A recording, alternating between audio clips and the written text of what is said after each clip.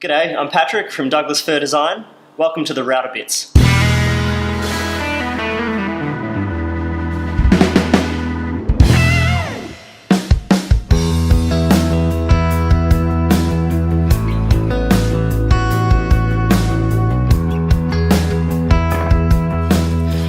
With some careful sanding, these now they fit all the way around using my test piece. You'll notice I've also drilled a hole in only one of these.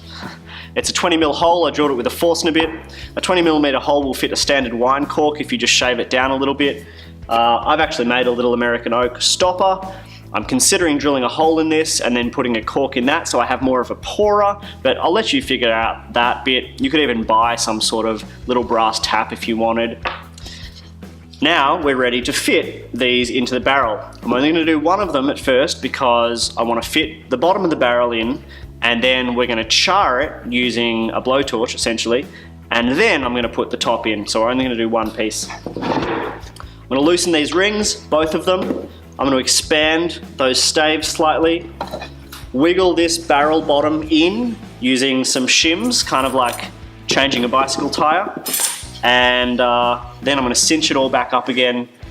Might have to tap it with a hammer a few times to get everything to wiggle its way around, but that's the process.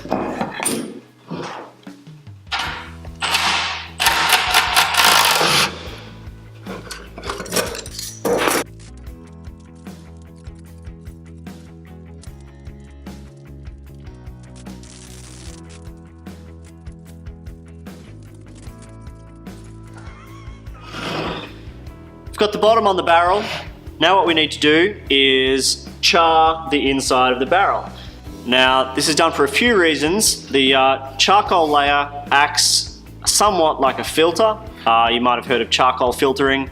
This does a similar thing. As the whiskey moves from the inside of the barrel into the wood and back out with temperature changes and atmospheric pressure changes, it's actually pushing it through that charcoal layer, which filters it slightly. The most important reason though is that as you're heating up the sugars, the natural cellulose and other stuff in the wood, it makes them dissolve in the whiskey more easily. So you get more of that vanilla flavour that you get from American oak. Without the charring, if you put whiskey in here, it would come out tasting a bit like wet wood, like chewing on a matchstick or a toothpick or something like that. I'm using MAP gas, burns very hot and very clean, and so it means it's suitable for charring the inside of a barrel. Something like oxyacetylene is not suitable because it burns much, much less clean, and you'll get sooty residue in there which will make you regret putting whiskey in there in the first place. So I'm going to do this, obviously where eye protection, do it carefully, have some water handy so you do not start a fire in your workshop, that would be bad.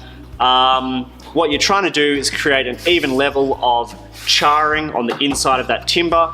Do some research. If you are actually going to use this for whiskey, there's tons of resources about what level of char affects the taste of the whiskey, and you need to do your own research for that. I've charred mine pretty deeply in the previous ones I've built, and honestly, I don't know if it's worked yet because I haven't made enough whiskey to see, or made any whiskey to really see, but from what I've read, it should work.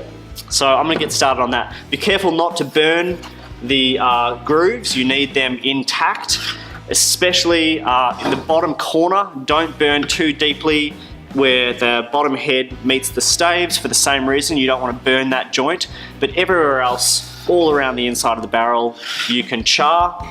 You can also char the inside of the head slightly. Just be careful not to hit the edges so that you still get a nice tight fit.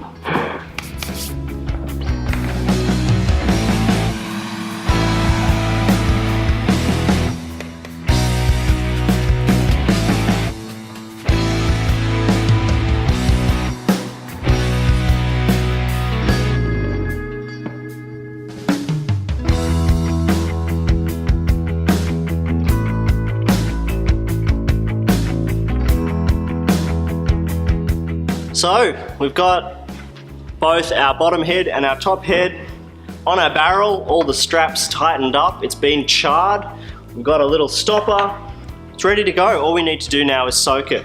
If you look closely, you'll see that some of these little joints between the staves have opened up a little bit. As the barrel is soaked and the wood expands, those little gaps will close up. This is exactly what happened with my last one. and you might need to soak it for a couple of days. Again, I'm not a cooper, I'm a woodworker. I just wanted to do this because it was a fun project. If you're really good into barrel making, there's so much to learn and some people who really know their stuff. I'm not one of them. But if you find your barrel leaks, there's a couple of ways to fix that. There's some wax that you can use. Anyway, do some research.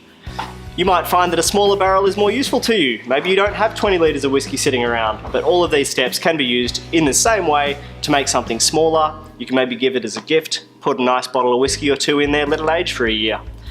I probably should have made a smaller one, but I got carried away. Anyway, I hope you enjoyed this, and I would really hope that someone else out there gives this a go. Let me know, and let me know how you go.